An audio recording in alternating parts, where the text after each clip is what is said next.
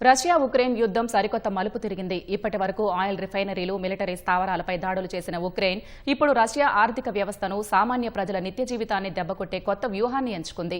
రష్యాలో అమెజాన్గా పేరొందిన ప్రముఖ ఈ-కామర్స్ దిగ్గజం వైల్డ్ బెర్రీస్ గోదాములను లక్ష్యంగా చేసుకుని కీవ్ సేనలు భారీ ఎత్తున డ్రోన్ దాడులకు తెగబడ్డాయి. మాస్కో నుంచి మొదలుకొని యూరల్ పర్వత ప్రాంతాల వరకు ఉన్న సుమారు 20 భారీ వేర్ హౌస్లపై డ్రోన్లతో విరుచుకుపడటంతో సుమారు $6 బిలియన్ విలువైన వస్తువులు అగ్నికి ఆహుతయ్యాయి. గత నెల రోజులుగా రష్యాలోని మాస్కో, సెయింట్ పీటర్స్బర్గ్, పోడోల్స్క్, ఎకతెరిన్బర్గ్ సహా పలు ప్రధాన నగరాల్లోని వైల్డ్ బెర్రీస్ డిపోలే లక్ష్యంగా ఉక్రెయిన్ డ్రోన్లు నిప్పులు కురిపిస్తున్నాయి. 3 లక్షల చదరపు మీటర్ల విస్తీర్ణంలో ఉన్న భారీ గోదాముల్లో ఒక్కొక్కటిగా మంటలు చెలరేగడంతో భారీ ఎత్తున నష్టం వాటిల్లింది.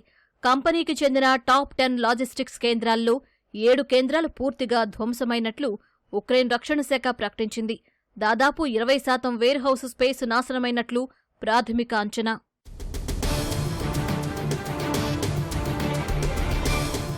రష్యాలో అత్యంత సంపన్నురాలైన మహిళా పారిశ్రామికవేత్త టట్యానా కిమ్ స్థాపించిన వైల్డ్ బెర్రీస్ సంస్థ దేశంలోని సగం ఆన్లైన్ ఆర్డర్లను డెలివరీ చేస్తుంది. సుమారు 5 నుంచి 8 లక్షల మంది విక్రేతలు ఈ ప్లాట్ఫాంపై ఆధారపడి వ్యాపారాలు చేస్తున్నారు.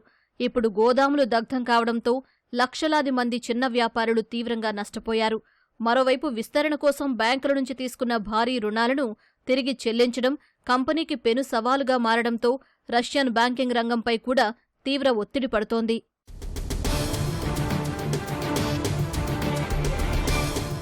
ఈ దాడుల వెనుక పక్కా వ్యూహం ఉందని ఉక్రెయిన్ స్పష్టం చేస్తోంది. రష్యా సైన్యానికి అవసరమైన డ్రోన్ విడిభాగాలు, బుల్లెట్ ప్రూఫ్ జాకెట్లు, థర్మల్ సైట్స్ వంటి ద్వంద్వ వినియోగ సైనిక సామగ్రిని వైల్డ్ బెర్రీస్ ద్వారా సరఫరా చేస్తున్నారని, అందుకే వాటిని లక్ష్యంగా చేసుకున్నామని ఉక్రెయిన్ వెల్లడించింది.